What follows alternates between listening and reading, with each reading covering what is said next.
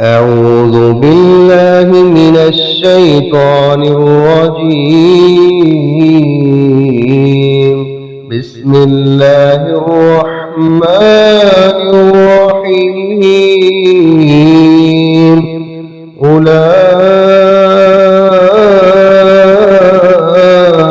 عليهم صلوات من ربهم ورحمة وأولئك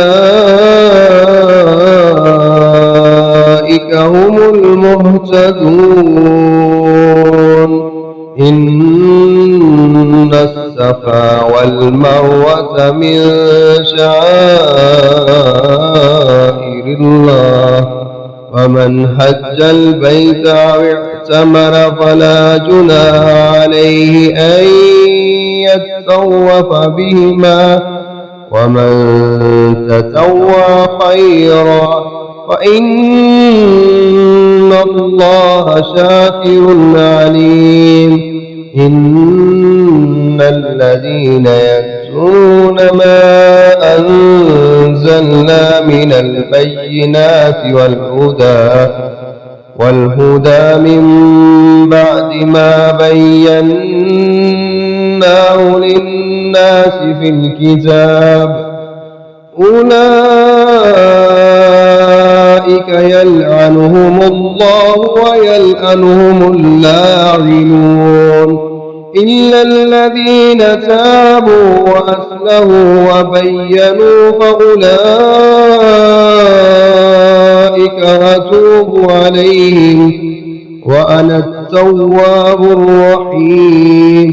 إن الذين كفروا وماتوا وهم كفار أولئك عليهم لعنة الله والملائكة والناس أجمعين، خالدين فيها لا يخفف عنهم العذاب ولا هم ينظرون। ये लोग हैं जिन पर उनके रब की तरफ से कई मेहरबानियां और बड़ी रहमत है, और यही लोग हदायत पाने वाले हैं।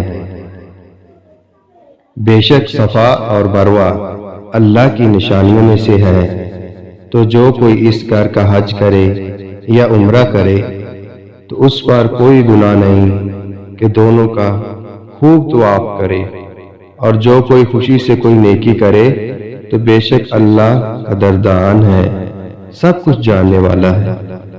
बेशक जो लोग उसको छुपाते हैं जो हमने वाज़े दलीलों और हदायत में से उतारा है, उसके बाद कि हमने उसे लोगों के लिए किताब में खोल कर बयान कर दिया है, ऐसे लोग हैं उन पर अल्लाह लानत करता है, और सब लानत करने वाले उन पर लानत करते हैं, मगर वो लोग जिन्होंने तौबा की और इस्लाह कर ली और खोल कर बयान कर दिया, तो ये लोग हैं जिनकी मैं तौबा कबूल करता हूँ, और मैं ही बहुत तौबा कबूल करने वाला निहायत रहम वाला हूँ।